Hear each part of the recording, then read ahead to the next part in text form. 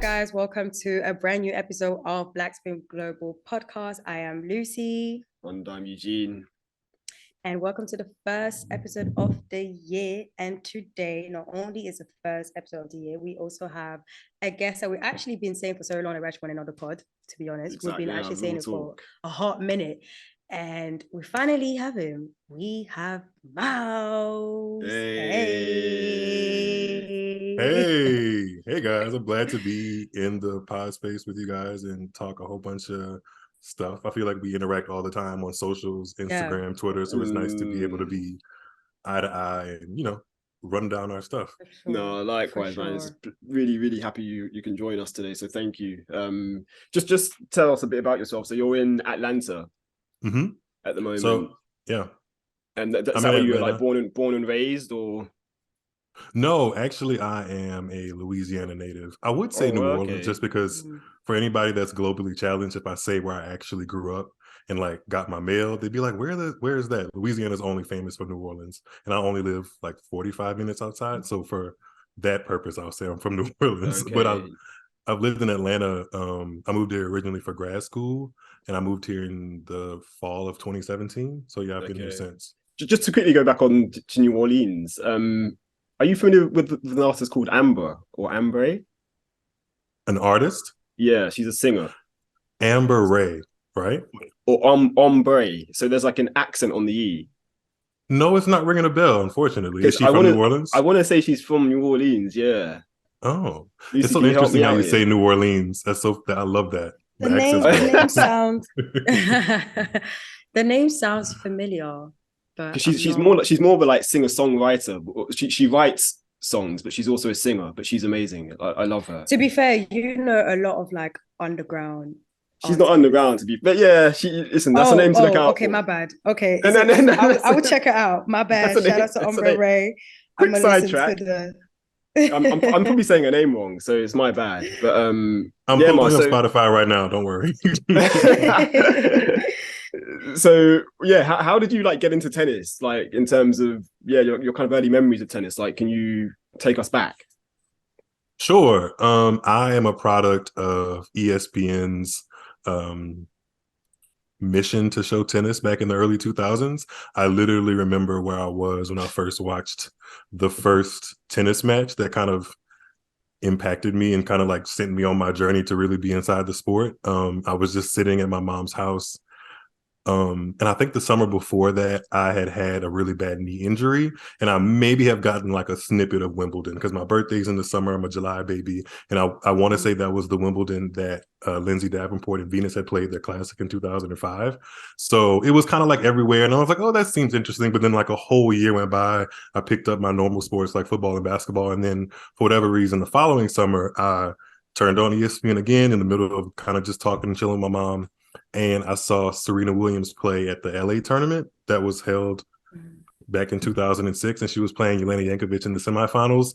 And I honestly, like I've told this story before, but I don't remember what kind of just clicked, but something did. And I've been like transfixed ever since, not only on just Serena, but on the sport as a whole. And my infatuation with her kind of just grew everything else. So yeah, ESPN did their good marketing that day and kind of just gripped me up, and it was Serena, and then boom, that was it. Nice. So did you played as well then, like in your junior years, or?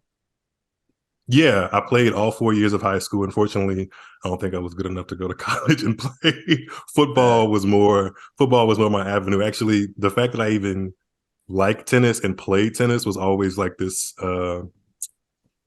a talking point, because usually when I would have matches and stuff, I would have to, or the benefit of having matches and playing throughout high school was leaving early from classes sometime. And it would be funny because the same guys I play football with would be like seeing me off to go to a tennis match, and they would always kind of have question marks on their head. like how do you balance all of that? So yeah, but 4 years in high school and then kind of just, recreationally thereafter.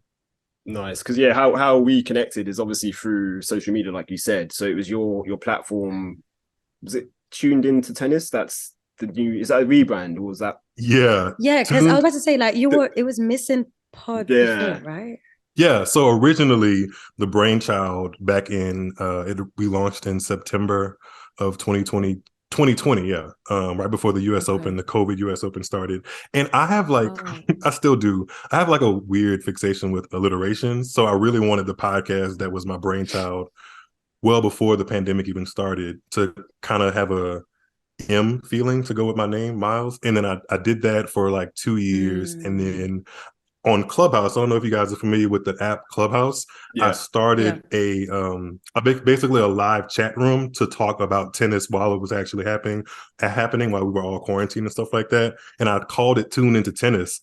I don't know like what brought that name then, but then from there, a lot of my like digital community and stuff has started. And then I just figured I really wanted to niche down and make my podcast and what I talk about and what I'm passionate about really obvious. So I just took that name and rebranded it instead of missing the point with Myles David. Now we're tuned into tennis with Myles David. So yeah, nice. I feel like it makes sense. But no, and I could hear the alliteration as well. Obviously tuned into tennis. There's still the alliteration there as well, which is cool. Like, so what made you want to start the platform? A combination of me not having an outlet to kind of really get my tennis nerd stuff out, because sometimes I feel like it would just be bubbling up and I didn't have that many outlets to talk about it. Not like people as fans of other sports do. And I've said this before in my Clubhouse and Twitter spaces and stuff. Tennis isn't, I call it, I don't know if you guys are familiar with this chain in the US, Buffalo Wild Wings. Everybody is, right? I've heard of it, yeah. I've not been, but I've heard of, yeah. It's like an Applebee's bar and grill kind of place. And people that are casual fans of the sport always go there. Even if they aren't like super into a certain athlete, they go there to kind of have camaraderie drinks. And tennis doesn't have that vibe. And that's the vibe I kind of wanted to bring to it, like I really wanted to bring that out into the world and kind of have people who feel the same way that I feel be like, oh, wait, I have somebody, whether maybe they're not like physically here, but they're living in Dallas and I'm in Atlanta and they love tennis just as much as I do and want to tune in and we're watching the same matches. Why not just talk about it in real time? So all of that is a culmination of like how the podcast started and a little bit of people telling me that I have a nice voice. So I kind of just wanted to go in the lane and try to be more creative. That's all.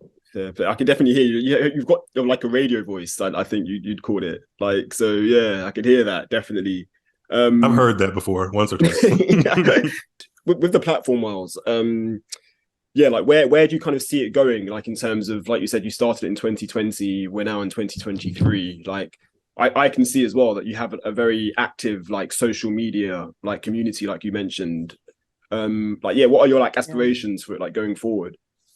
So I actually, that's a good question. I've been thinking about that more, especially since we're at the top of the new year and everybody has like, quote unquote resolutions. I want to marry what I feel like is a passion of mine, obviously in tennis, and then also a passion of mine in voiceover and announcement and just using what I feel like there has to be a reason I've heard like a million times I have a radio voice. I just haven't tapped into it the way that I should have, probably because of my background and stuff like that, being kind of like a small town guy. But I want to be able to be a announcer in the sport. I want to be able to have my digital community, have my podcast, have my people that I can interact with, and then also kind of take the show on the road. And if that makes any sense, like a lot of the moments that people as fans of the sport don't get a chance to kind of, I guess, see are the announcers and the people that kind of give the tennis match and the lead up and stuff, the vibe that it needs to feel like a competitive place. And being at the US Open, I've been to Indian Wells once and the US Open twice.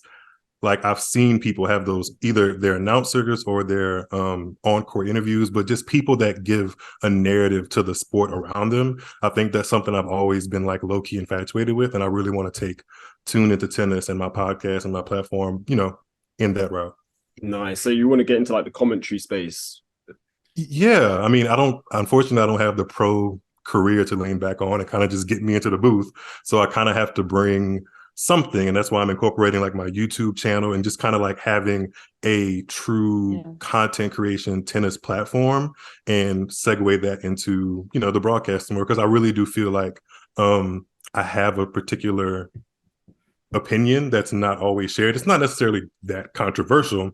I just feel like I give colorful conversation to the sport, especially in a sport that hasn't been so colorful. And I really want that to, help grow the sport, Yeah, just before we get to like the quick fire questions, like where can we find like all of your platforms? Like, so the social medias, like if you can give us the channels and like the names and stuff.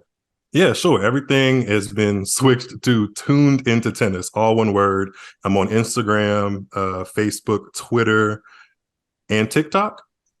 Did I say everything I am? I'm on Snapchat. Snapchat. Me and Snapchat. Like, I don't know if you guys remember, but Rihanna said something about Snapchat being lame, and since then I've kind of been off of it. So no comment. I don't do. But Snapchat, I do wanna add on like into what you do, because there was so I don't know if you did it this year, but I remember last year you did this whole like when you were doing reels for like a new tournament, and like a new season actually, and you're talking about like the different players and how they were performing last season and what to expect. That was really dope, because I feel like one of the things that's missing in our sport is those type of content, those type of excitement.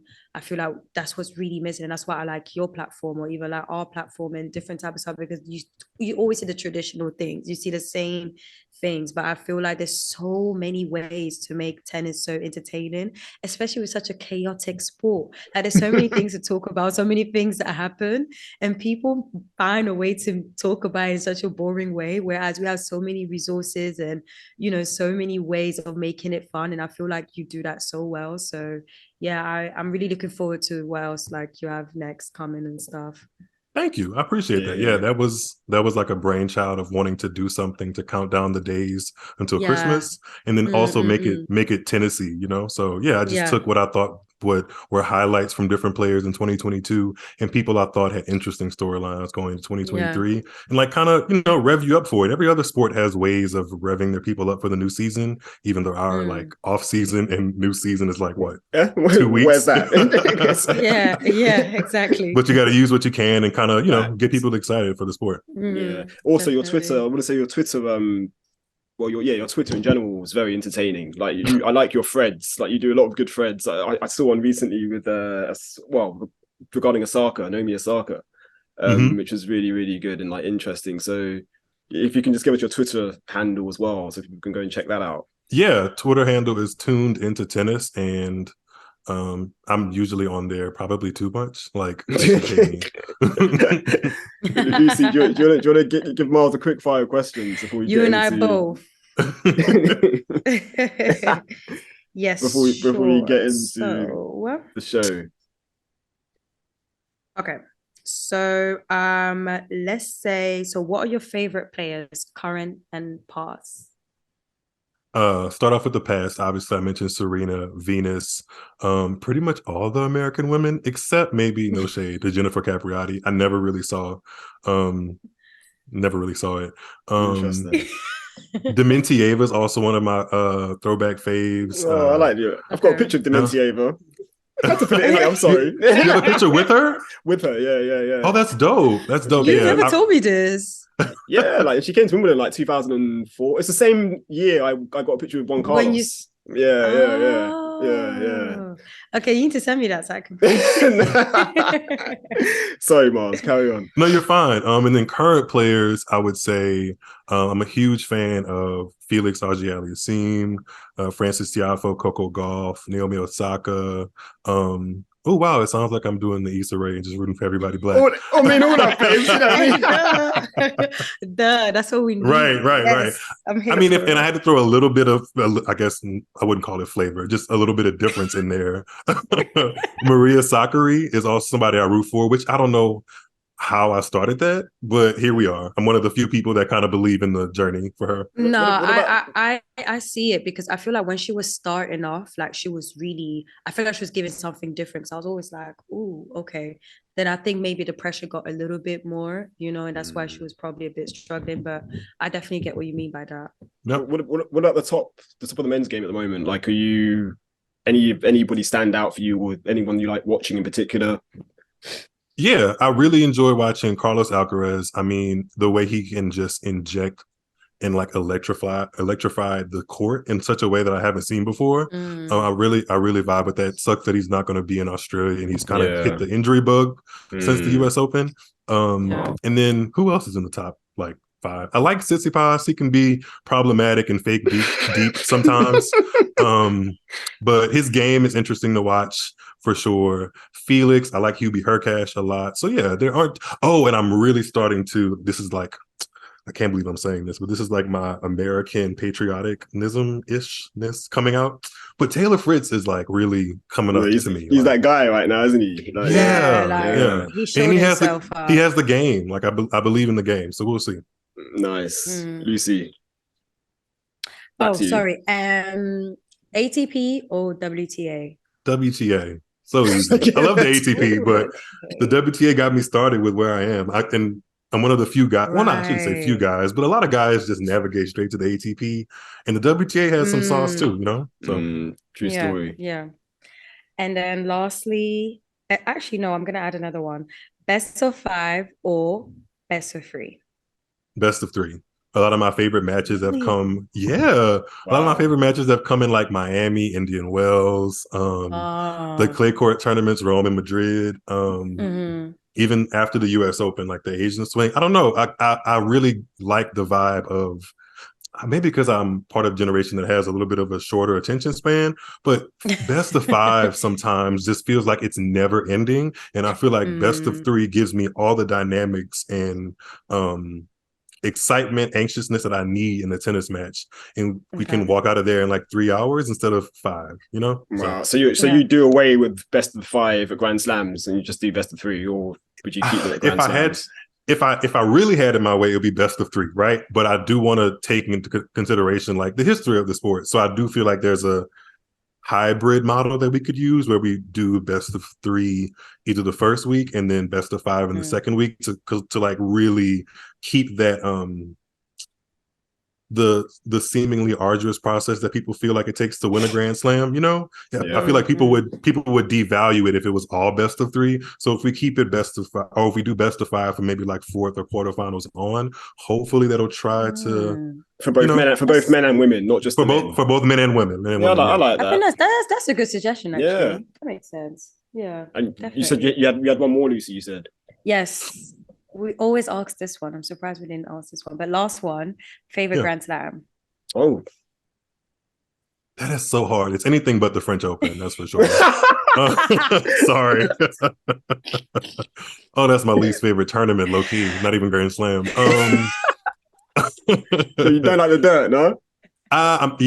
Clay court tennis is not my favorite. I do want to go one day and experience the ambiance, but on television, it's been the least favorite. It's been the least entertaining that I've ever watched on television for sure. Well, I would say the U.S. Open. Like it's been because I've been there and I felt the electricity. It's just like, oh, I don't know. Nice. Yeah, the U.S. Open. For sure. When was the last time you went? Did you go last year? Yeah, 2022? I was there for. I was there in 2022, and I was there for Serena's last match. Oh wow! Oh wow! I mean, you got to talk about that now. You dropped that. Yeah, 100%. What was that? What was that? You know what's funny? Like I think I had like been so excited, even though I'd been there before in 2021. Something about like the energy was just different because I knew the person that kind of got me into it was also leaving.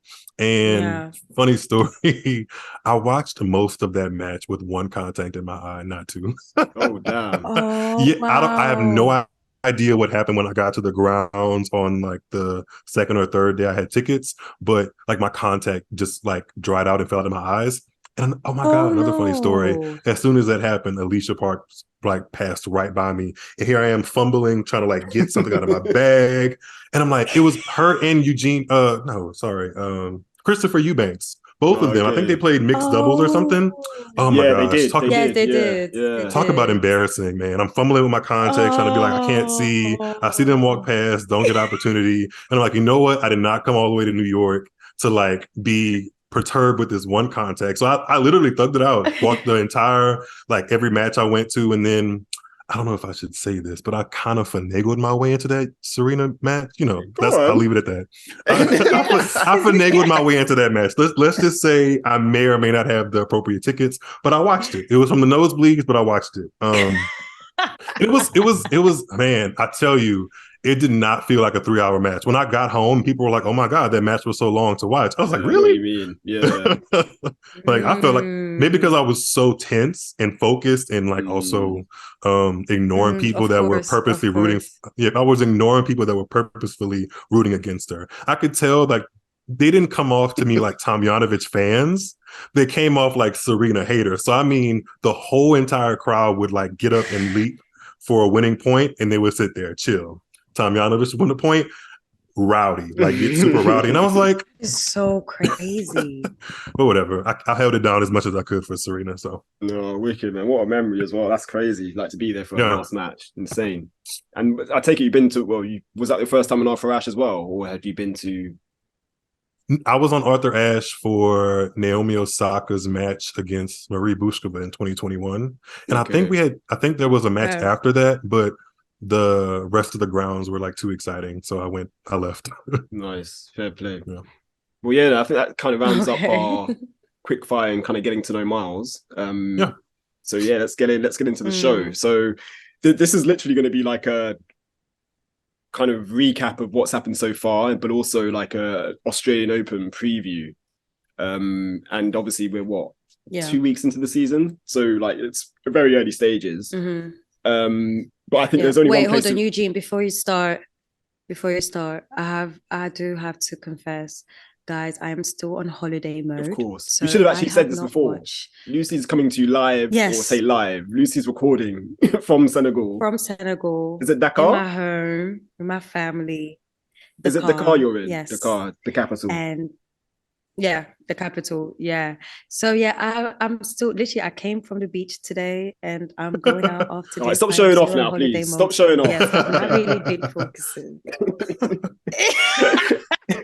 Anyway, where were we? But yeah, so but I've been keeping up to date. So yeah. As long as you like are familiar with the scores, and even if you aren't, then tennis is a revolving door. Like it's okay. Exactly. Yes, and it's all in the rundown, so it's cool. Exactly. But yeah, there's only one place to really start. It's Naomi Osaka, the bombshell news. Yeah, so I'm saying I'm going to give you credit because you suspected that she might be pregnant, and you were correct. So obviously she announced the news on Wednesday on social media. This was like a few days after putting out of the Australian Open officially, which we all kind of were expecting because she hadn't really been on tour for a good few months. And yeah, in her her post on social media, she did say that she plans to be back at the Australian Open in 2024. And yeah, it's just very exciting news. Like I'm so happy for her, like on a personal note. And I think the whole kind of tennis world, like they took it quite well in terms of, obviously you had your which I don't like to pay much attention to, but you had your questionable opinions of her kind of attitude and ways she kind of goes about playing the sport, which is whatever. Dramatic. So dramatic. Very much so. But yeah, what were your guys' thoughts? Myles, if we start with you. Yeah, the timing of it is good in some ways because it gives us answers to some of the questions that the media kind of created for themselves, even though, like I said, it was dramatic. She played the US Open. She played in September. Like a lot of players don't play after the US Open and don't get nearly the kind of like coverage for not playing. At least maybe because I'm a fan of Serena perspective. She's been doing that for years. But I'm happy for her. Like I'm happy that she is doing it and doing things her way, whether people talk about sometimes babies are planned or not planned. Regardless, it seems like she's welcoming to the situation and she wants to do her best as a mom, and I wish her all the best in that, honestly. I'm happy for her. And I do see, I'm not trying to read into her words too much because what's funny? She loves a notes app message. On the iPhone, love a notes. Like I fell into like a Throwback Thursday kind of mode, and I literally stumbled on the screenshot of her stopping play completely at the Cincinnati Open when it was played in New York, and that message was on a notes app, and I was like, she loves doing that. Like that one, the message about the French Open cancellation, this pregnancy, like it's a trend. But yeah, I'm not reading too much into her words when she says that, but I can kind of tell that she is going to use this as a catalyst to kind of get back into tennis. And she has a lot of time. She's literally going to have this baby before she turns 26. She's 25 now.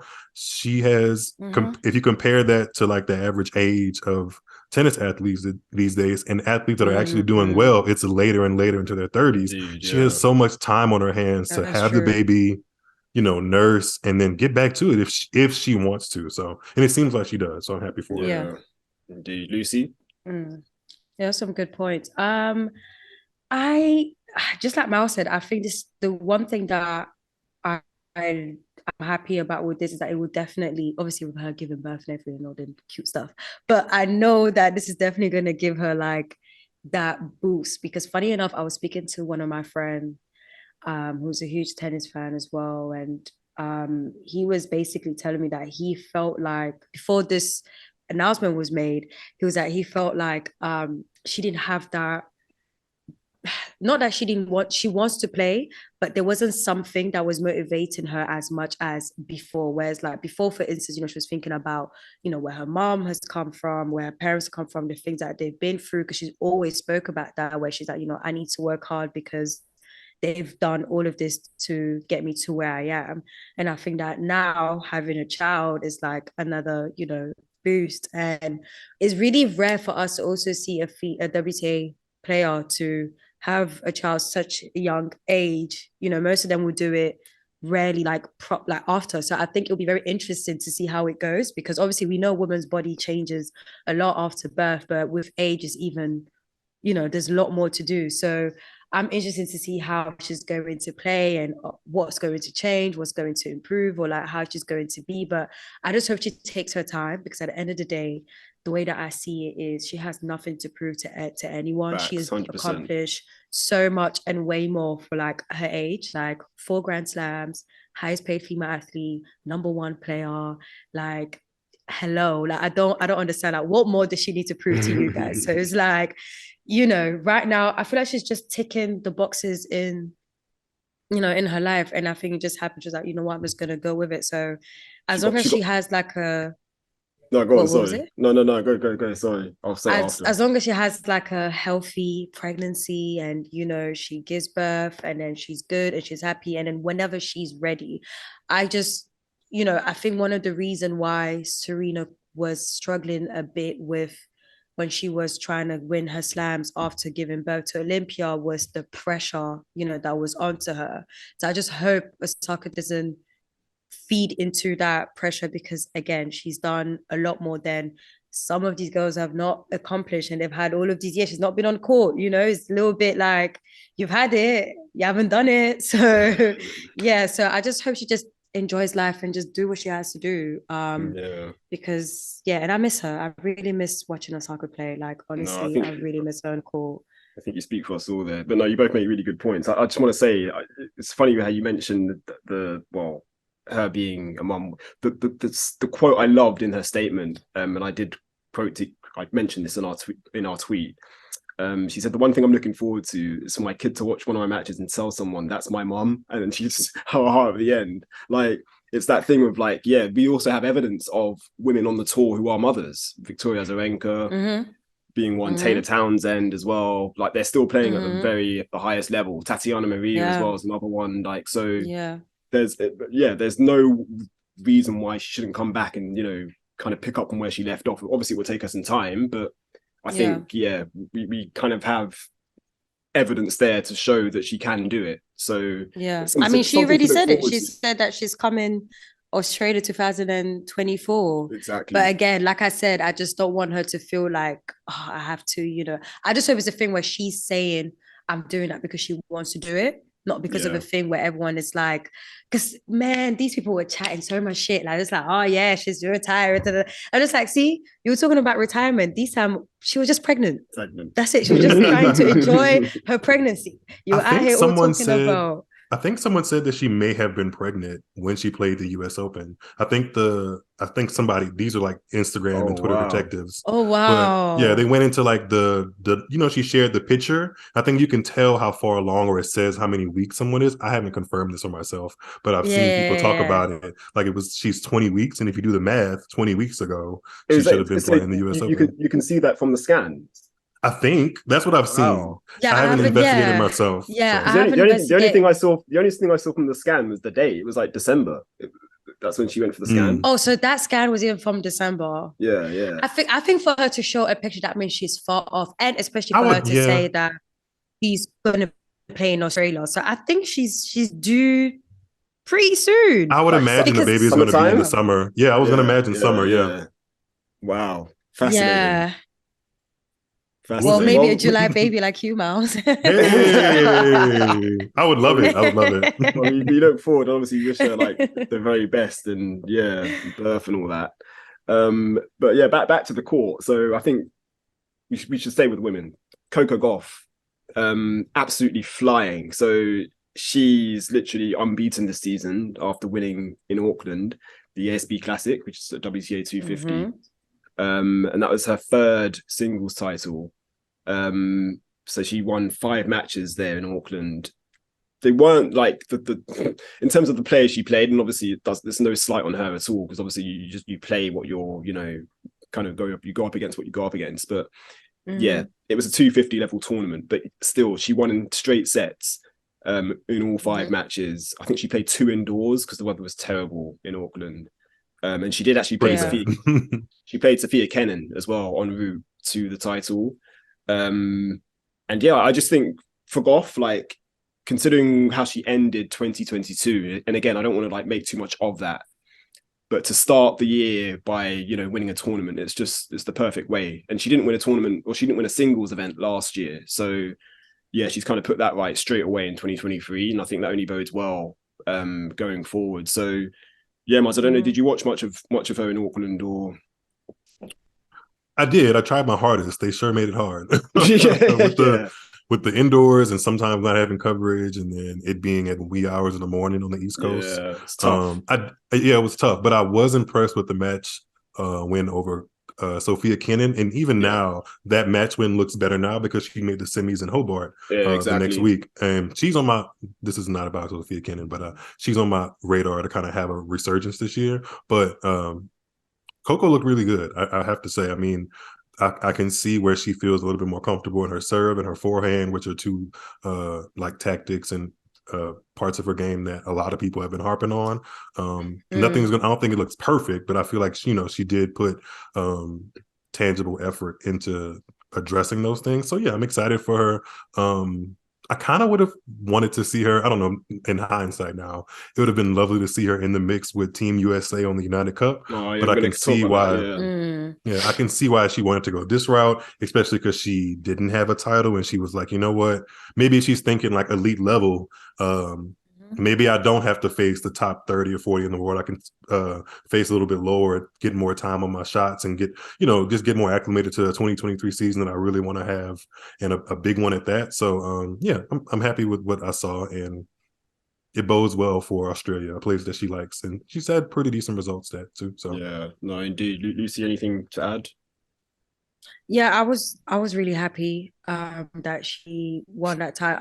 I'm glad that I'm glad she didn't go to United Cup, because the thing is that I feel like she's done so well in terms of like everything with other players. So like doubles, she hit #1 and she won some titles last year and stuff. So I think it was good for her to just focus on her like single game. And I think she's probably in a space where she's like, I've done well my doubles.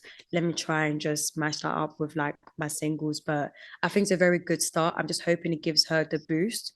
I just hope that she goes into the Australian Open and just don't think too much about it. Just continue what you're doing, and let's just go as far as we can, because I think it looks pretty good for her, to be honest. And on that, so she's the 7th seed, among the top 10 seeds, which is big. She's 18 years old as well. Like, I think we need to keep reminding ourselves. That's a bit 18. That people forget.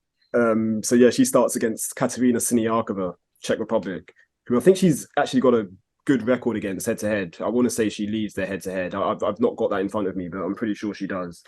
And she's in the same quarter as the world number one Iga Swiatek, who she's yet to beat, which I think is only a matter of time as well. So, yeah, I think kind of going by that as well, like Siniakova is a good player, I think, to draw in the first round.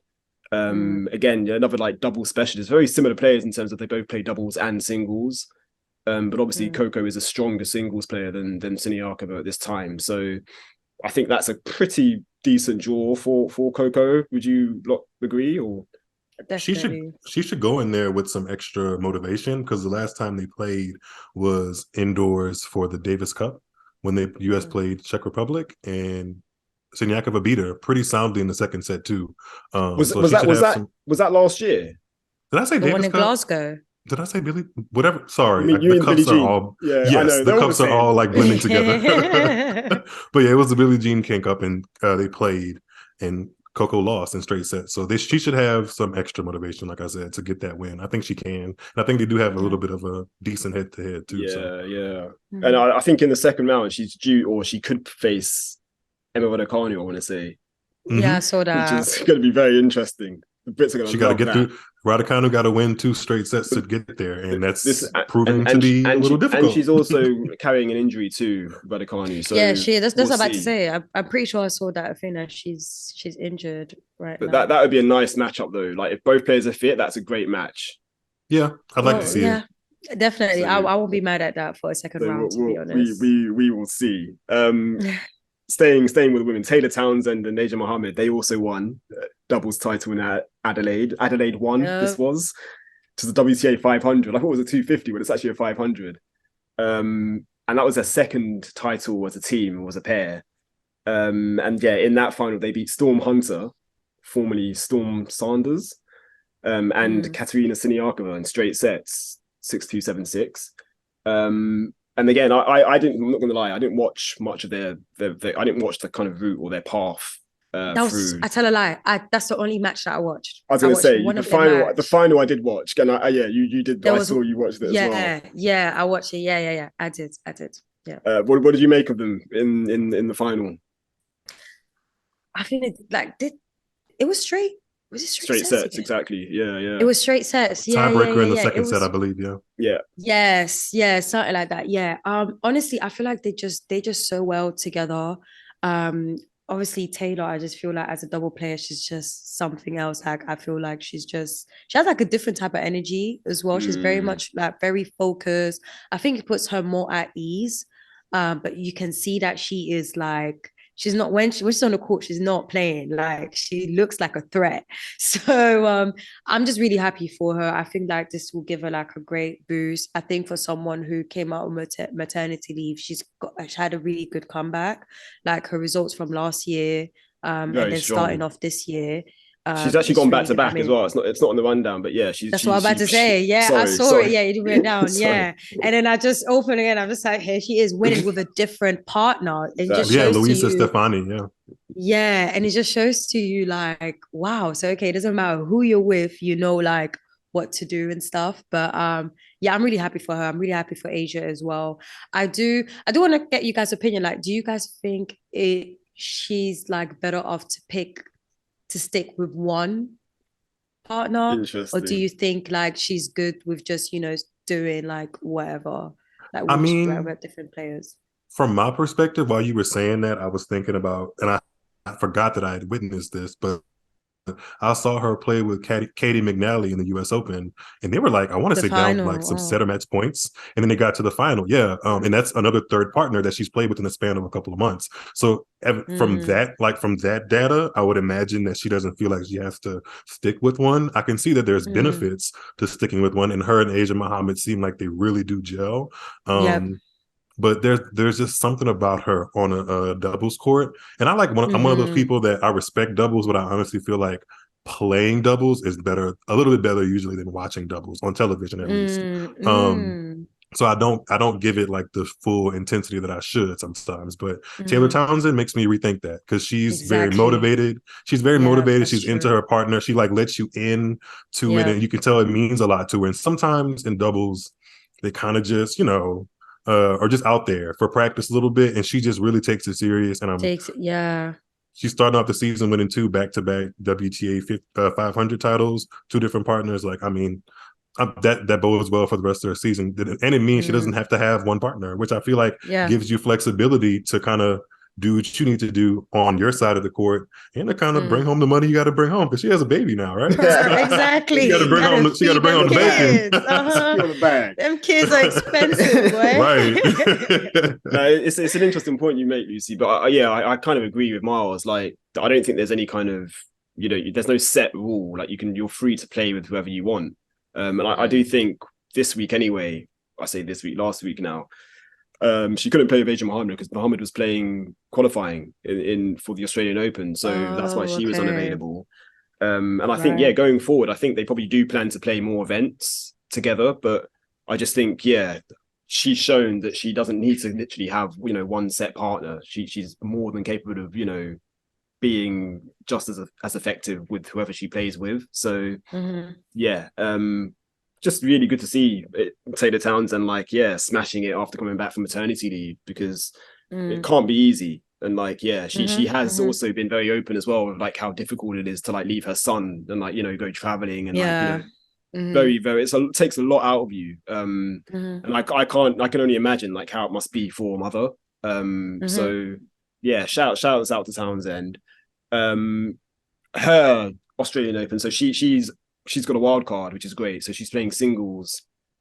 And she starts against a fellow wild card in the French girl Diane Parry, who I don't know if you guys know much about. I do. I remember she upset defending champ Krejcikova in the first round of this year's 2022 French Open. 2022. She has a gorgeous backhand. Last year now. Isn't that crazy? It's mad. But she has a really free-flowing one-handed backhand. I feel like clay is definitely going to be her strong point, and I feel like if Taylor rushes her in that matchup, she should be okay. So that sounds on paper, that sounds good, and she has the momentum to kind of do what she needs to do. I'm looking forward to that. And just on Mohammed quickly. So unfortunately, she lost, I think, in the second round of qualifying, which is a shame for her. So she lost in the final round, actually. Was it the final round? I was just looking it up. Bad. Yeah, she lost to Kudermetova's sister, of all people. Oh, yeah. Is it Polina or something? Yeah. I want to say something like that. Pete Kudermetova. Yeah. Tough. Wait, isn't Taylor playing doubles for Australian Open? I'm going to say she is. She's seeded with Muhammad, I believe, actually. I've not. Is the double draw out yet? I don't think it is. I don't think the draw is out, but they have the seeding out, and she is the 12th seed. Her and Adrian Muhammad. Love that. So that answers your question, Lucy. They're playing doubles at the Australian Open, which is great. So we look forward. We look forward to seeing that.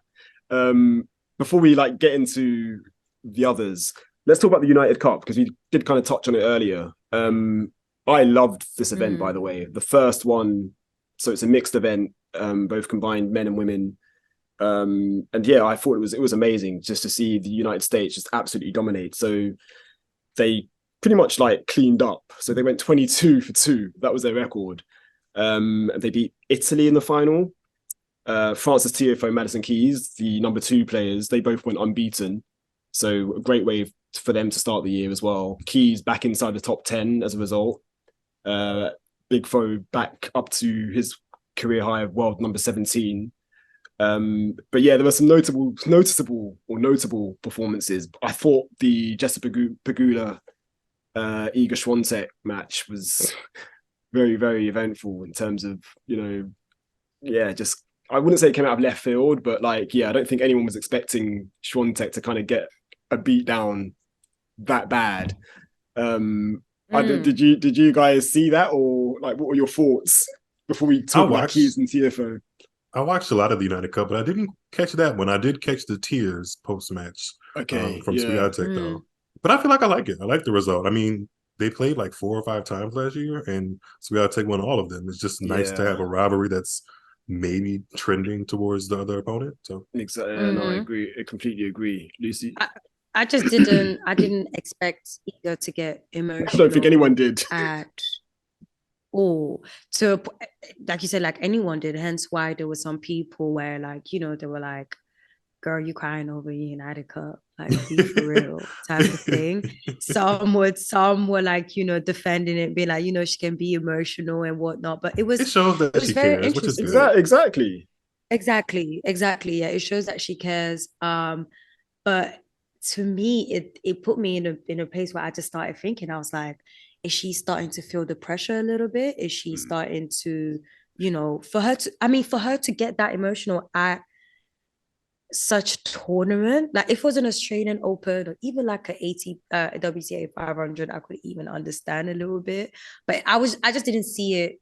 I didn't see that happening. But you never know. It could be a thing of maybe she's actually always been an emotional person, but she's also like held it in because she does have like a therapist or psychological, psychologist that Yeah, so maybe it's a thing where she's actually always been like that. She's been holding it in for so long, and one day she just burst out. I also think as well, like, and this is what the United Cup showed, and that's why I loved it. Like, I think players feel very emotional, like when they're representing their country, and like that's what I love about events like this. Like, it kind of does bring out a different side, like, to the player in terms of like an emotion maybe they wouldn't really have if they were just playing a 250 somewhere, like on their own.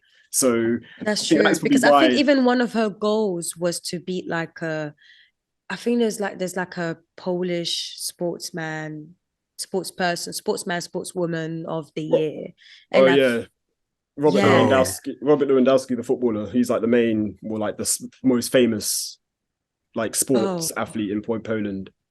Interesting. Because I think because I saw it because she won it for last year, and I think she must have said in a tweet like, this has been like one of my goals like forever and stuff. So maybe there's that as well. Maybe there's a little bit more that we don't even know, because I personally sometimes forget that these people are playing for their country. Like I genuinely, so I see the flag is there, but I keep forgetting. Like it doesn't click into my mind that also plays into effect. So even now you're just saying it, it's like, we don't see the Russian flag anymore. But anyway, isn't that something? Just on Swiatek, so quickly. She's got a really good Players Tribune interview. Like, I'd definitely go and recommend everybody go and have a read of that. It's really, really insightful. And she talks about like everything in terms of just the pressure she kind of felt since she's been a number one and like a Grand Slam champion. So really good insight. So I'd definitely would recommend that. Sorry, Myles, you're going to say something. I was going to say, I have to read that, by the way, but I was going to say just on the United Cup, I think they have something special, like with that being the inaugural one. I guess this is maybe like a U.S. Centered perspective, but the United States won it, and something happens when the United States wins stuff, or like it's really competitive and stuff, that everybody kind of just hops on it. So they need to like use that momentum.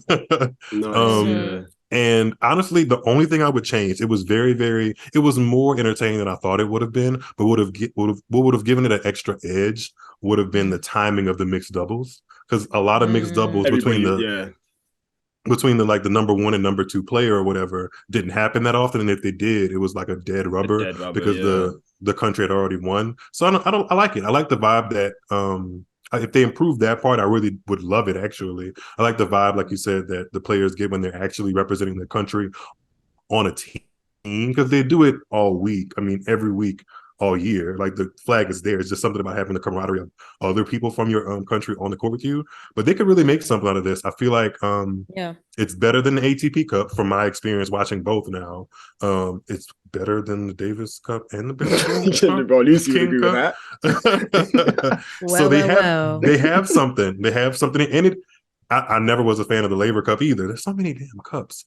Like, what do we drink out of them in tennis or something? No, we like the Laver Cup. We like the Laver Cup. I like the Laver Cup, but I feel like... hold on. Eugene's only saying about this Laver Cup now because Felix helped Canada won. I mean, he did do his thing. He did. So that's why now, if you say I'm not fucking with Laver Cup, it's like whoa. This is wonders. So yeah. But I get what you mean. I do want to know, where do they get the money from, though? Because these players got money from playing. Alicia Parks got paid for sitting. Yo, get your man, girl. Ain't nothing wrong with that. And I'm not. Not at all. I'm not in the business of watching people's pockets. But just know, like, Alicia Parks is happy. like definitely. Yep. And one thing I want to mention as well, it was nice seeing her, like even though she didn't play, it was nice seeing her on the bench and like kind of getting that experience with, these are top level players, elite athletes, and obviously now she is a top 100 player, which is great. But to be training with these players every morning and like seeing the way they work, like that is, you can't put a price on that. So I'm very happy that she was there, like to soak all that of that in. And also I want to shout out Renee Stoiber of Great Britain. She was also on the bench as a reserve for Team GB. And I loved watching the USA Team GB tie. That was very entertaining. Like, but I'd say the Americans would be hated Tim Henman on the bench. With his, I liked him. I like that vibe. That was something I took away too. They should incorporate that. Like, he was really rowdy. Maybe because it was a mixture of me not knowing that he had that in them, and then also how it helped the players play better. Massively. Yeah. Massively. It really was something. It was something to hear and watch. Like I think maybe the players, he kind of knew when to do it and like for what type of play. It was like a different technique he would use. But yeah, it was a different. It's Tim Henman we're not really familiar with seeing like it, because he's usually very like just commentating and cool. And that's it. Exactly. Yeah. Whereas here he was like, it was almost like he was having like an out of body experience. Like he was like a basketball coach almost. It was really crazy. Wow. And like, you could hear him like as they're playing. He's like, "Yeah, come on, Harriet. She doesn't want it." Like, and imagine if they brought that to bigger events or like more tour events. I don't know. That would be so cool. That is exactly what I'm saying with the United Cup. Like, you don't get that at other events, but at this event we got that, and it added more kind of value to the whole experience as a viewer. So yeah, really, really good event. I'm looking forward to next year. And I do agree with you, Myles, as well about the doubles, like maybe rescheduling or replacing it so it falls maybe as the third rubber as opposed to fifth. I feel like third would make sense. Yeah. So third there's more kind of riding on first two. Yeah. Exactly. So, but no, shouts out to Team USA, obviously. And yeah, whilst we're on them, so Keys at the Australian Open. So she was a semi-finalist last year. She lost to Ashley Barty in the semi-finals. So she's seeded 10th this year. And she starts against Anna Blinkova, we want to say is Russian. Decent draw. Well, I think that's decent. Are we not? Well, the only reason I made that face, sorry if anybody sees it, is because Blinkova was in the final of Hobart, I believe. And and she also won a tournament in Transylvania like 2 months ago. So I'm thinking she has form.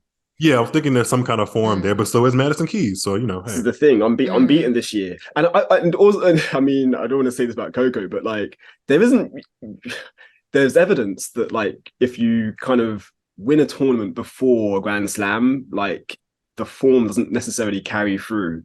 I'm not saying that's going to be the case with Coco. I'm knocking some wood, but like, well, she didn't win it the week before, so I mean, true. So Coco doesn't apply. Yeah. So I mean, we'll see kind of where this kind of like leads, or where players that say, for instance, to win Hobart and I think it's Adelaide and Auckland, like how well they do at the Australian Open. It'll be interesting to see, like, in terms of how far they go, or like if it's had an effect on their form.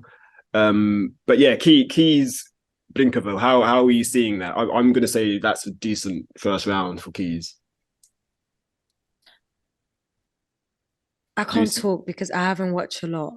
I mean, I haven't seen much of anything of Blinkova, but I did see a lot of Keys at the United Cup. And I mean, on paper, that's interesting now that I think about the fact that Blinkova has obviously been doing something well in Hobart, and Madison Keys was doing something well throughout the United Cup. So it could be kind of fiery. I don't think Blinkova is a player. Blinkova isn't a player, from what I kind of can grasp, that gets a whole bunch of balls back. She's kind of like with the ball bashing stuff too. Not ball bashing, but she hits a big ball herself. She doesn't rely on like getting in and out of corners. And sometimes those are the players that can kind of frustrate Keys because it can dilute her power. But on a fast court, it might be first strike tennis, and there's not too many players that play first strike tennis better than Madison Keys. So hopefully, agreed. Hopefully that's the game plan. Agreed. Lucy, you're just agreeing. I'm agreeing for now. So yeah, TFO seeded 16th, which is great. He's got a good draw, I'd say. So he's got the German Daniel Altmaier, who I think that should be a pretty comfortable win for TFO there. And I was really impressed with TFO during the United Cup. I watched obviously all his matches. The match I really liked and like was disappointed it didn't go all the way was the final against Massetti. Started off a bit shaky, TFO. Like I think he was broke. I think he got broke first game. I think it was a mixture because I watched the very beginning of that one. It was a mixture of him. Honestly, I can understand why he kind of was a little shaky to start. Yeah, because Musetti came out playing as big with a ball as I've ever seen. He was hitting like 130 mile per hour serves. I was like, "Who's this?" Like, so I'm sure Tiafoe. If I was like that on television, I'm sure Tiafoe was like, "Nah, this wasn't in the game plan." Like, so yeah, but I went away for a second from watching, and before I knew it, the match was over because of retirement. I still feel like it's still what I'm about to say. Still Zen Valley. Like I feel like Musetti actually does hit hard on his good days. No, he's bulked up as well. Like he's got bigger. Like so he's definitely got power. Yeah. See, yeah. So I feel like on his good days, he's maybe we just didn't expect it. But remember, the one good thing about the Australian Open is that by that time, a lot of players are well rested and they're ready to come with like different type of smoke. So honestly, that's why I feel like is that slam where you just don't know what to expect at all because everyone has a rest and we're just trying to, it's the first slam of the year. We're all trying to see what we're gonna get from players. But I feel like players definitely give way more at Australian Open, mainly because of the fact that they definitely have more of their energy and stuff. No, indeed. They should, but a couple of players did play a very extensive off season with the exhibitions and stuff. So I'm keeping an eye on that. Again, getting that money there. You can't knock. I'm not mad at it. I'm not mad at it. But hello, we are low key in a recession, so cost of living. They gotta get that back. That does make sense. That does make sense. They gotta get that back. So yeah, that's true. So this Australian Open, we might get some tired players. But I mean, hey, you gotta live. You gotta have something in that checking account. Exactly. Parks, she was playing qualifying, which again was very unfortunate considering she's a top 100 player, but it's just the timing of the entry cutoff for the Australian Open. So she lost in the second round of qualifying, which I know she was very disappointed with losing that match. But she will be playing doubles. I'm not sure who with, but she's playing doubles at the Australian Open. So main draw doubles. Yeah. So interesting. Okay, cool. Yeah, we look forward to seeing her in the doubles draw. Staying with the women, Sloane Stephens, now working with Francesco. Is it Francesco or Francisco? It's Francisco, isn't it? Francisco Roy. Francesco. So, I want to say Francisco. So he Rafa's former like alternate coach. I didn't know that. That was news to me, and I feel like I know a lot about Rafa. I mean, Rafa has like 10 Carlos coaches. Moya. This is the thing, exactly. So he was like an alternate. He has so like 10 coaches. He would travel with him occasionally. But a lot of the time you would see him in the Rafa box or players box. But yeah, now he's working with Sloane Stephens full time, which is exciting. But yeah, she's struggling for form, so she's looking for her first win of the year after back-to-back first round exits in Auckland and Hobart. So she starts against Anastasia Potapova at the Australian Open, and I think it's just you can never really tell with Sloane, like in terms of where her game's at. I mean, judging by the evidence so far, like we don't know, but at the same time, yeah, she could play off the court. Like we just don't know. I don't know what you guys think, Myles. Like what are your thoughts on Sloane and her game? I don't know, man. It's a little rough. I love her and support her, and I think that she is a great just athlete in general. But sometimes there's a little bit of a disconnect between what we can outwardly see as fans and people that watch the sport of like a certain level of engagement, And I'm not saying that she's not engaged, but I think there is a level of disconnect between how engaged and like into matches she is and how much that reads to other people. Because I feel like your opponent can kind of, if I'm struggling to see where you are, and then I feel like your opponent who's 10 feet away from you or so can get that energy too. I would imagine. So I feel like that plays a part into like her overall mood sometimes and her results on the court. But at any given moment, she's one of those players that can kind of just turn it on. And Potapova does present a certain danger. Like she's not a scrub. She hits a pretty decent ball. I think she took a set off Serena was going to in say, 2021. Yep. Yeah. Mm-hmm. She has Serena running out there. So I mean, Stevens does have good memories. Oh dang, she was a semifinalist in 2013. Here we are talking about the 2023 Australian Open. Wow, I it's know. been 10 years. She's only 29 yeah, as well. Like true. she's not. Yeah. She's a 93 baby. Shout out to us. So maybe that's why I have a connection with her. I don't know. But yeah, I'm hoping for the best. I hope she can turn it on. But honestly, the way the past couple of seasons have been going, I'll like really save my harsh critiques until after the clay season. Because something about that allows her game to kind of thrive. So you know. Yeah. Do you know what you said made a lot of sense? Because the whole disconnect thing, I never thought about it in terms of like the opponent seeing it, because there's times where I never thought of like, oh, the player might be seeing it as well. But I generally think I don't know. I think I'm only saying this, but it's just gonna sound crazy. I'm mainly saying this because of the fact that she's been sharing a lot about her IVF journey.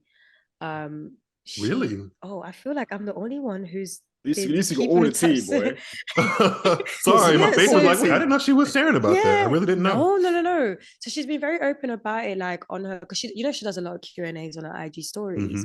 So she's been very open on IG story about her doing like the whole IVF and saying how that, she want to store her eggs. That she's going through, like she explained, she was very open about the full progress, especially as a Black woman. You don't really get the whole shebang, but she's always been someone in the past who talks about how she doesn't want tennis to be her life and that she wants to eventually stop and grow a family.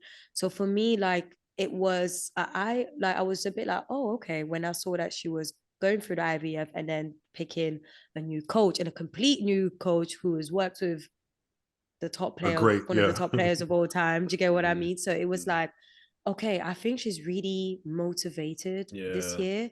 Obviously, it takes a little bit more time. That's a fantastic. I'm sorry to cut you, Lucy, but yeah, that takes me back to, because I was talking to Tamani about it, and Tamani basically said, Tamani Carrier works at the Guardian, and yeah, we were speaking a few days ago, and I just want to read you his text. I'm sure he won't mind me, sharing this, but he said, yeah, basically, she's too talented not to have at least one more big run of results. And you'd think Roy wouldn't leave Nadal in his final years if he didn't see it. That is true. So the fact that Roy has agreed to work with her, like he can clearly see there's something still there, which is what you were pretty much alluding to, Lucy. So exactly. Yeah. So I think she, I don't know, maybe she just had like a little click and she just feels like, she can definitely still do it, because like we said, she's a great athlete, and when she like wakes up, she's awake. Like look, last year, like she won a title, and then French Open, she was like up to like what, round 4 of the quarterfinal. She lost to Coco. Quarterfinal. Quarterfinal. See, like, and I'm not gonna lie, like, and then again, French Open, she's always in different. She plays beautifully there. She loves the clay. Yeah, she loves it there. So yeah, I'm really excited to see. Like, I feel like I'm hoping and sensing that we're getting a different Stevens today, because it looks like she has some sort of, I don't know, different type of like motivation this year to go harder. I feel like she's in her bow and arrow phase, and sometimes I use this as like a life analogy, but like with bow and arrows, or even more simpler rubber bands that you pull back, you kind of have to go back a little bit to be able to propel forward. And I feel like sometimes people aren't cognizant of that when things aren't necessarily going the right way or they aren't getting the results, because I feel like she's doing that because she's tinkered with her racket. There's just something about like the way she's training and stuff like that, and obviously the big one is the new coach. Maybe the results aren't coming yet because she's doing so much tinkering with her game and her rackets and her mechanics and stuff like that. Because someone mentioned on Twitter something's different about her forehand too. So maybe those results are going to come. Yeah, I haven't seen it for myself. Again, just reading the tweets. But maybe she's just not seeing the results yet. But she will when she's on a surface that she's more comfortable with and in an environment that brings her more good vibes because of past good results. So we'll see. But fingers crossed for her until she gets to the clay. Yeah, no, indeed. I like that bow and arrow or the elastic. I like that going back to go forward. I like that analogy. Very, very good. Lastly, on the women's side, so Jasmine Paolini, our Italian Ghanaian sister, so she has a 1-2 record this year, or heading into Melbourne. So she starts against 18th seed Ludmila Samsonova. That's tough. That's a tough draw. And Paolini, I was watching a match. I think it was in Hobart. I think she won the first round. I forgot who she played, but she was during the on-court interview. I think she lost to the finalist, Caccietto, her Italian. Yeah, her compatriot, exactly. Her compatriot, yeah. I think. But after her first round match, she was like having an on-court interview. She just admitted that she doesn't really enjoy playing in Australia just because like her results aren't great in that country. Oh, wow. So she said she finds it quite difficult like to start the year, in Australia. But she's like, yeah, hopefully this year it's different. So I thought I was very honest of Jasmine to admit that. But yeah, that's gonna be it. I mean, we all do. We all do. We've had a lot of she's a strong player. She's so tiny, but when she's hitting, oh my god, she's feisty. Yeah, I feel like she has a perfect amount. If she's not feeling it in Australia, I feel like she should come play some more US tournaments and like really dig in there, because I would be rooting for her. Like, she has a perfect amount of spice and sweetness, because I mean, you see her running around with like that fluffy ponytail. It's just something super it's super cute about it, and she just brings you in, like, and she's feisty. She's gonna like fight for every point, so I think hopefully she can make Samsonova at least question some things out there and get one more ball back, because she ended the 2022 season pretty well, but I don't think she started 2023 blazing hot, so we'll see. Yeah, no, we'll see. And obviously we're always rooting for Paolini. So yeah, I think that rounds up the women. So now on to the men. Felix Auger-Aliassime. So again, not the greatest start to the year for Felix. So he lost in the first round in Adelaide to Alexei Popyrin. And that was a straight sets defeat. I am not going to lie to you. I was trying to watch that match, but I fell asleep because it was on very late. And I when I went to bed, I was quite confident that he would win, because for some reason I thought, oh, he's serving quite well. Like, he looks okay. And then, when I woke up the next morning and saw he lost, I was like, oh, damn. On paper, I was not pleased to see that. Really? As in, did you watch the match, or you mean the result? I think I watched some points here and there live, but then I also kind of went to sleep too, because it had been pushed back, I believe, or something like that. Yeah, there's a bit of a delay. Yeah. But on paper, that should have been, I don't want to say comfortable, because I do know that those two have a little bit of a history. They came through juniors together, and I want to say they played like junior Grand Slam semifinals and stuff against each other. But Popyrin hasn't been playing well for like the last 8 to 12 months. So I was hoping he'd get like a real fresh start. But I mean, it's just a loss. It's just, it's a loss to somebody that he has history with. So it's not bad. I'm not reading too much into it, because obviously it's the first event of the year. And another thing as well that people were kind of questioning on Twitter was his plan to kind of go straight to Melbourne and not play a second event, even though he went out pretty early in Adelaide. And I think there's nothing wrong with that, because I mean, some players don't even play a warm-up event. They just go straight to the Australian, which I think is fine. But yeah, so Felix is the I mean, Myles, do you disagree? I really with his decision not to play another tournament? Because when I'm looking at this, for instance, he kind of did it last year, and he only played the ATP Cup, but he didn't like. And he won. Which he won. Yeah, which he won. Oh yeah, he won, and then he just went straight into the Australian Open, and then he lost to the finalist Medvedev in the quarterfinals in 5 sets. That was a great match. That was a great match. I wouldn't have hated to see him kind of. I mean, maybe not in Auckland, because Auckland was not a mess, but I wouldn't have minded to see him kind of take a last minute entry if the opportunity presented itself. But I think he'll do okay. And I have seen he's been practicing a lot with Roger, and I want to say he practiced with Hubie Hurkacz too. And both of those are elite players. So, I mean, he's getting the practice in. So best of luck to him. So, yeah, he starts against compatriot and PTPA co-founder, Vasek Pospisil, who I want to say he's got a pretty good head-to-head against as well. I mean, Pospisil's mid-30s now, I want to say. And more of a doubles player, I think. And he's been playing most of his tennis on the Challenger Tour. So it's a good draw for Felix. Are we agreeing, or are we not agreeing with that?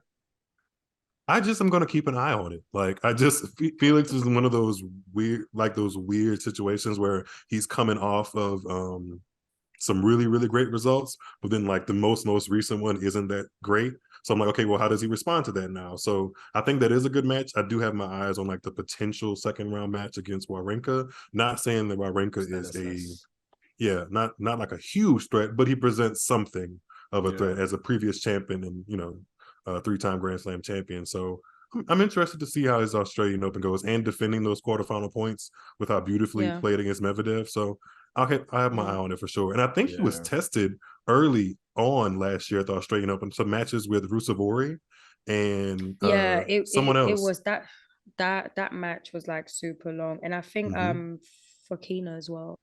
Yeah, he had some tough ones. So yeah, he had his first round went into like that first round match was. I think it was a 5-setter. Yeah, and he beat Cilic too. I think he beat Cilic in 4 or 5 sets. He beat Cilic, yeah. He beat him in I think 4 sets. Something like that. But yeah, something like that. Yeah, but yeah, he had a long first round. Like everyone was just like, what are you doing? But then he got all the way to the quarterfinals, so it was just like and losing against a finalist, like. We'll take that, to be honest. Either way, I'll be stressed out, so it's okay. No, Felix is going to do well, man. Let's have faith. Felix is going to do well. Deep run. Staying with the men, so Mikael Ymer, he has 4 wins under his belt going into Melbourne. So he made the quarterfinals in Adelaide. So he picked up a good 3-set win against Emil Rusevori, who you just mentioned, Lucy, and Mackenzie McDonald, the talented American. For falling to Son Won Kwon of South Korea, and he looked very tired in that match, Ymer. And Kwon has just reached the final of that event, so he'll be playing. Who's he playing in the final? I don't know. Batista Agut. Batista Agut. Oh yeah, so that's why you're on us. That's why you're here. Thank you. But yeah, with Ymer, like it's always a funny, not a funny one, but like you don't know what you're going to get with Ymer in terms of like. He's very talented, but again, it's like sometimes where's his mind at? Like you just don't know. So he starts against the 31st seed, which is tough, Yoshihito Nishioka of Japan in round 1. So I think that's going to be a very good match. That could potentially be 5 sets. I think he can. I can see him winning 100%. And Nishioka retired in a match earlier this season already. Oh really? He did. Yeah, he retired against Sebastian Korda. Because he got a good win against. He got a good win against. I think it was Holger Rune in Adelaide. And then I think he reached the quarterfinals, and then was the quarters. I think it was the quarterfinals, semis. I'm not sure, but yeah. Can I go back to something you said about Ymer? Go for it. Because I know his name, and I maybe have seen 1 or 2 matches, and my mind goes to his matches at Winston-Salem. But you said that you don't know like where his mind goes, and when I think about him in the times that I've seen him play, I wonder, does he have enough like put away power and weaponry to really hang with like the top 30 guys? But I've never considered that it might be like a mental thing too, maybe because I haven't watched enough matches of his. So is that the vibe you get, that he kind of goes a little bit like so? And on the power thing, it's funny because that's a lot of commentators say that like he doesn't have the physical kind of abilities to kind of stick up there with the he can top hang guys. He can hang, but he can't like throw in a bomb or like a point-ending shot. Yeah, I would say that did kind of change him, or that kind of changed my perception of him. Changed when he played Nick Kyrgios. I think was it in Washington last year. He took Kyrgios to 3 sets and looked very, very strong. Like in terms of, it was a different kind of Ymer. I've not seen that style of play. I'm trying to remember. That match was pretty good. Yeah. Yeah. And I thought, wow, like, are we on something here? And then I'm not sure who he played at the US Open, but yeah, he kind of fell away at the US Open. But I just think there is more to be unlocked there. And again, he's only 24, 25. Like, he's still young. Like, of course, I know the guys are getting younger now and better, but yeah, I still have faith that he's there's room for improvement, and I think we will see improvements like over the next few seasons. So yeah, I don't think there's some athleticism there. There's some athleticism there that I think. Does he have a coach?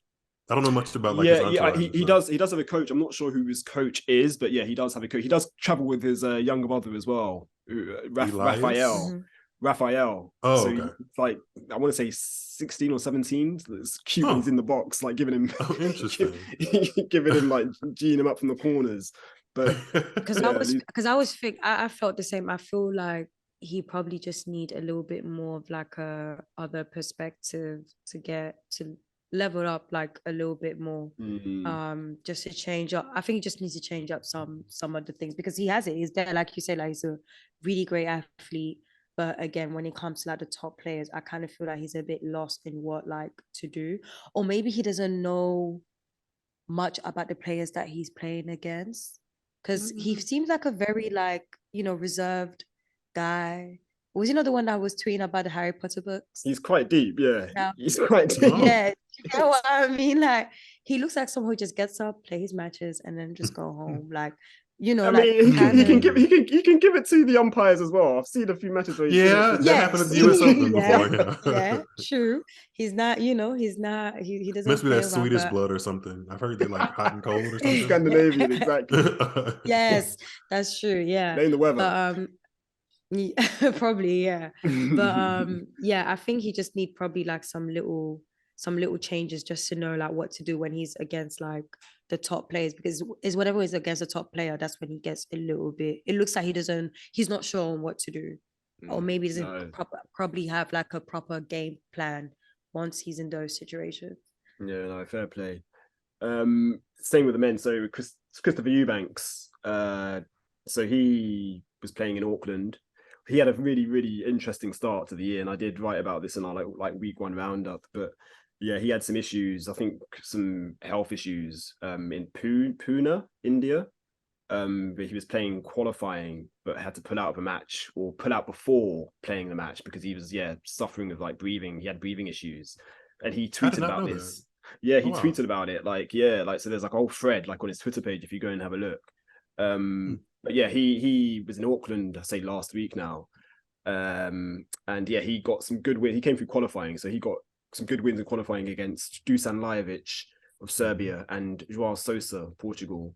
And then in the first round, he beat the defending champion, so Hugo Humbert of France. And that was straight sets. So I want to say 2 tiebreak sets before losing to David Goffin in the second round. So yeah, it's just nice to see him get some wins on the ATP tour, because obviously he plays a lot of his tennis on the Challenger, or he did play a lot of his tennis on the Challenger tour last year. And yeah, Eubanks starts against Kwon, who is the finalist in Adelaide at the Australian Open. Myles, what's your kind of thoughts on Christopher Eubanks' game?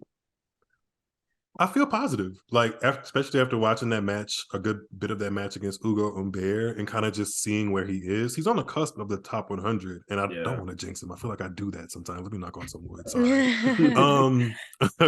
I don't want to jinx him, but he looked good. Like, I feel like he has been a player that like has had to get used to competing from a collegiate level to then a futures and challenger level, and then the ATP level, because I believe he's like in the 25, 26 age range as well, maybe. Yeah, I want to say 26. Yeah. Okay, he's a 90s baby. I feel like he's just understanding how his game matches up with the rest of the field on that elite level, and I feel like he's making the adjustments because his game is not bad. I can see how the backhand is a liability, but a lot of guys on tour have had backhands that are liabilities. I mean, I think there's ways around that, and with a serve like that, and like his range, his wingspan, and I feel like that's what I saw in that match against Humbert. Like, get your behind to the net. Like, he's like 6'7", right? Like, he's like a Medvedev, but one that actually wants to attack the net, and with a good forehand too. So hopefully he really pushes. I want to see him push and get into the top 100 and just see where else it goes. I think he has a new coach too, or somebody new in his box. So I feel good about it. I'm not sure about his coaching situation, but yeah, no, I agree with you. I think he's in a good place at the moment, and I think the run in Auckland will give him good confidence going into Australia. I think it's his 3rd appearance at the Australian Open as well. So yeah, hopefully he can. That's a tough first round against Kwon. Obviously, Kwon's in good form as well, but he can definitely. I also feel like it's doable, though. It's 100%, 100%. Staying with an American, so Ben Shelton, who he played a lot towards the end of last year, actually. He upset the 7th seed Sebastian Baez in Auckland, so that was a straight sets win for Ben Shelton, and that was his first ever match win away from US soil, or outside of the US. Interesting, right? I've written here. It's fascinating. And I want to say he actually never traveled outside the US. I saw that was his first time. That's what he said. Yeah, like that's incredible. But to be fair, it's kind of common. Well, it's kind of common in America. Hey, for, what like, you're not gonna say people not here? to Listen, really... we're not trying to No, offend don't worry. anyone. Oh no, it's I'm okay. not offended. I I'm haven't not been. offended. I haven't It's been that part of the actually... US myself. See, that's what I'm saying. It's actually a fact. Like, I think there's a low, I can't remember the recent number, but the last time there was a study that said like only like 16 or 20% of people in America literally even have a passport. So, Mhm. so that's why it Well- wasn't too shocking when I saw it. Okay. Mine's like, I got my passport. Well, But, like, I have a literally, lot of passport. people I have a passport, and I've been to Toronto twice. But that's not. I mean, it's kind of like a Okay. cheat. It's like a cheat. It's like right up the street. No, well, Yeah. kind of. But not. I didn't have to get on a plane for 15 hours or anything like that. So, So you yeah. haven't been to Paris. You haven't been to Paris to watch Roland Garros. To see Yeah, the yeah. French A goal, Open. but no, I haven't done it yet. Hopefully, I'll No. bring Tune Into Tennis to Paris and then make it a whole thing. Indeed. Speak into existence. And Black Yes. Spin Global. There we go. Indeed. Yes. But yeah, Shelton, he did Yes. lose to Quinton Halys or Hallis. Lucy, you're the French speaker here. In the second round. I actually think I've heard somebody pronounce it Quinton. Maybe it's the French. I have no idea. That sounds right, actually. Well, let's go with Quentin. It's actually Quentin? like Quentin? Quentin. Quentin. Yeah. Okay. And it's not Alice, it's It's Elise? like Quentin. Quentin. But then the surname. Elise? Yeah. How do you say the surname though? Alice. Quentin Alice. I like Alice, it. yeah. Because Okay. Quentin Alice. Alice. Lucy, you should be like a your voice is perfect for the people that do chair umpiring. Like it's just like it's very like perfect for that. I just heard it the way you pronounce his name. Really? Perfect. Yeah. Get Lucy in the umpire's chair immediately. 15? So yeah, No. There we go. See, That is yeah, actually fun. yeah, I would like totally respect you in the chair. Like, yeah, she knows what she's talking about. Cool, yeah. No, I love that. Back to Shelton. So top 100 players straight into the main draw. And yeah, he starts against China's Zhenjin Zhang. So he's the first Chinese man to crack the top 100 as well, which is pretty big. And I want to say that's a decent draw for Shelton as well. I don't know much about Zhang's game. I'm not going to lie to you. But sorry, I can't help you on that one either. But just knowing the little I know of Shelton, because I've not watched a lot of his matches as well, but from matches I've seen, I'm very excited about his game. Like, I don't know what your kind of thoughts are on his game, Myles.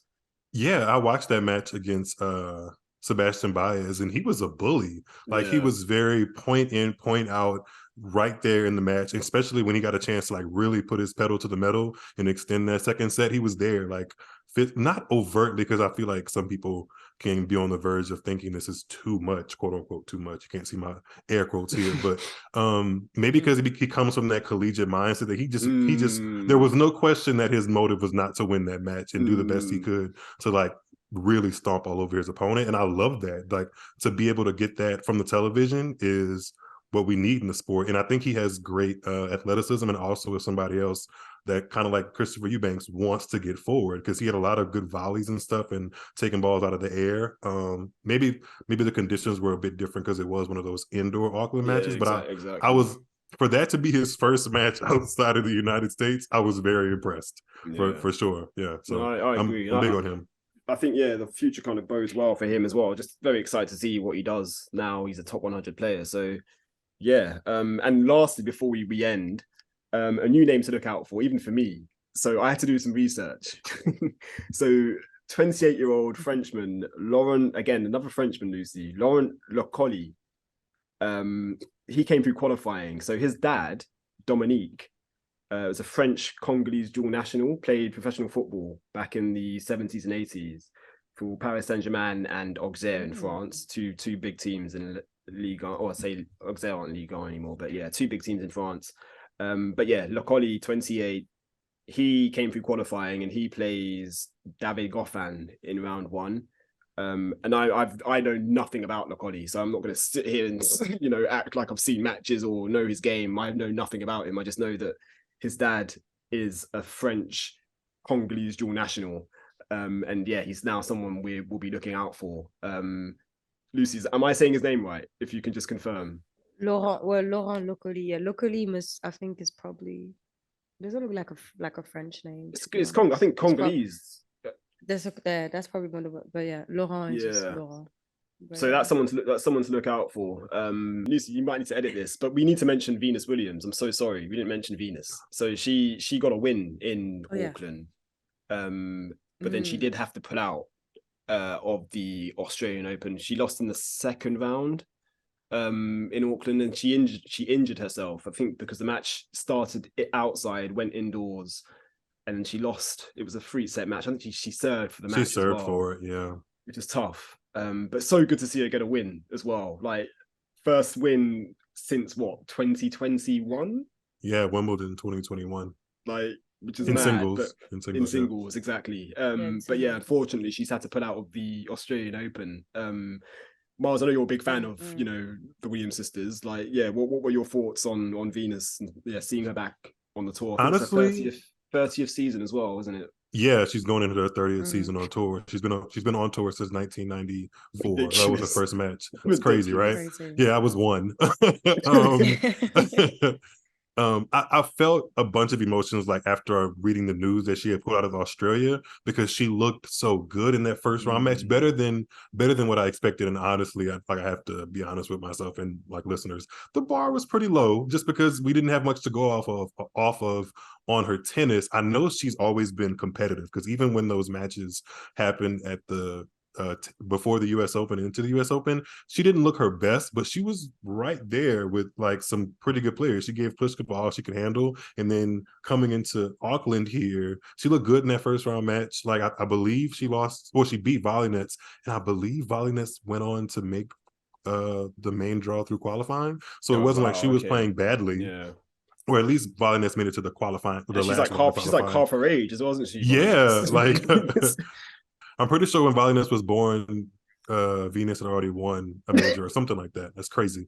But the injury at the very tail end of the match she lost, I didn't think it was too concerning, but I just don't think I don't think she's at any point in her life to even risk having something she needs to like rehab harshly from. And I can't blame her for that, because like she's done that. She's paid her dues to the sport to really like, I mean, we've seen it, it's on camera, how she's dug into some matches even when she wasn't feeling well and kind of fighting through that. And at this point, what else does she have to prove? I think she's enjoying the traveling of it all, but it is unfortunate that she can't play first round. But in general, I think she's next slated to play a tournament in Texas, like a 250 for the women for the first time. Yeah. So there's definitely some positive signs. I guess, which, hope she heals and, can do what she wants to do on her own time. She deserves that. Yeah, indeed. Well said. And I want to say that's it, guys. I mean, it's been a long show. I did want to ask one question. Obviously, today was the launch of Breakpoint. No, I've not seen that. I haven't seen it yet either. Myles, have you watched any of the episodes yet? No, I'm hesitant. Are you planning to watch any of them? Yeah, I will, because I want to definitely get my commentary about it.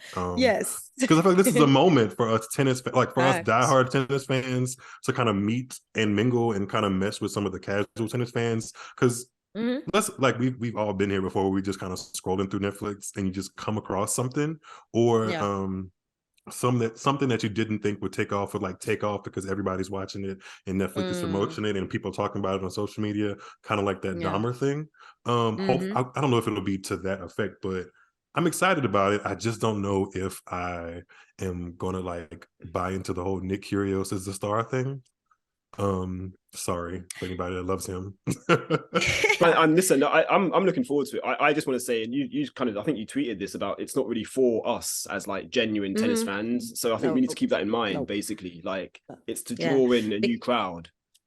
Yeah, because the journalist who reviewed it, it was looking more negative than positive. I hate that. And they were complaining, which was, I feel like it was very, I'm not saying, include your opinion, but I feel like Netflix. Can you tell me which journalist it was after this, by the way? Trust me, it was quite a few. It was quite a few. Yeah, I thought so. I saw some. Yeah.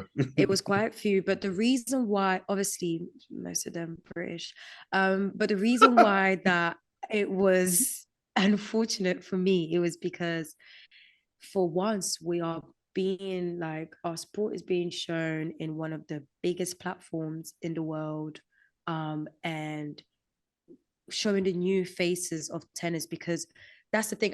I personally think some people in the tennis media are having a hard time accepting that these three top players are going. One is already gone. Another one, time is ticking, but he's being stubborn. The other one is here for a little more time. But we need to shine light to, we need to shine light to, the other ones. And even if that has to include players that I'm not the biggest fan of, or I feel like things should have been different, I'm still here for it, because I'll always be here for anything that's going to shine a bit more light to our sport and getting more fans in it, because that's what we need. My only thing, I kind of wish they focus on some other players. There's some players, I'm not gonna say names, but there's some players it just did not make sense to me at times, or I feel like there's some players that were missing a little bit.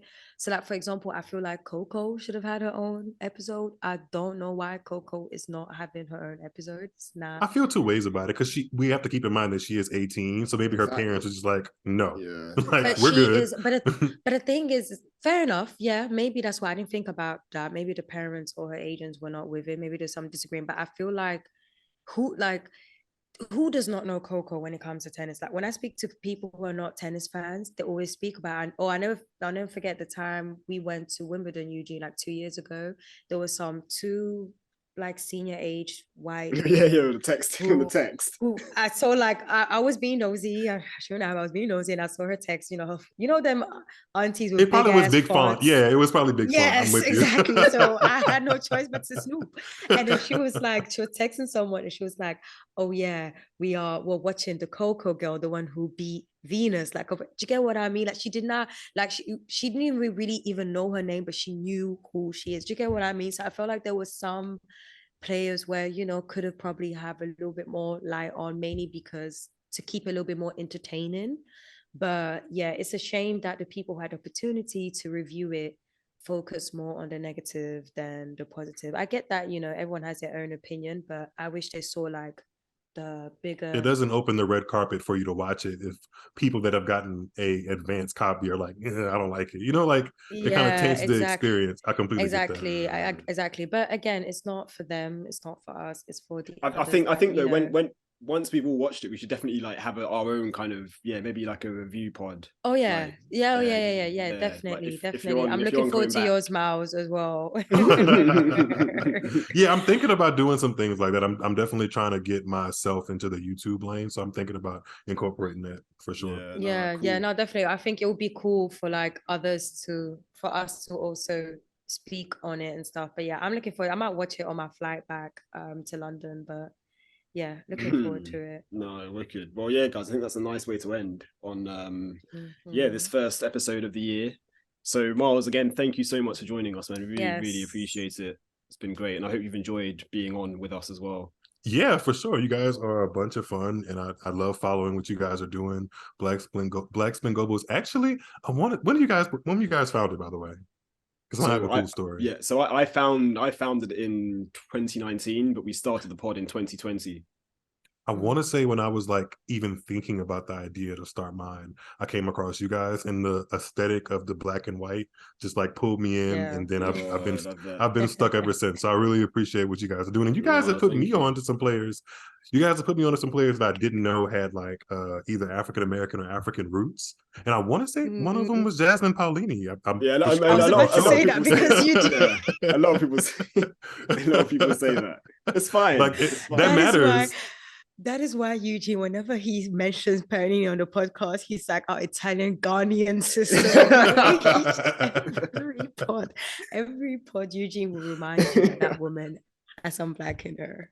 And eventually it's going to pay off. She's going to have a huge result somewhere, and it'll be like, we told you. Like 100%. Exactly. We let you know who she was. We're just waiting. But yeah, Myles, again, thank you so much. And yeah, guys, thanks for tuning in and tapping in. But we've got a lot of plans. I say plans. Just stick with us. Like, there's always things going on. And yeah, a lot of ideas for shows coming up with interviews and stuff. So a lot to look forward to in 2023. So yeah, we look forward to bringing you more content. And yeah, until next time, enjoy the Australian Open. We'll be back for our review pod again after the Australian Open, which is man, just never ending now. So never ending. We're back to the crazy schedule. We're back on the hamster wheel, aren't we? Indeed. Indeed. No sleep, man. Yeah, guys, thanks again, and until next time, take care.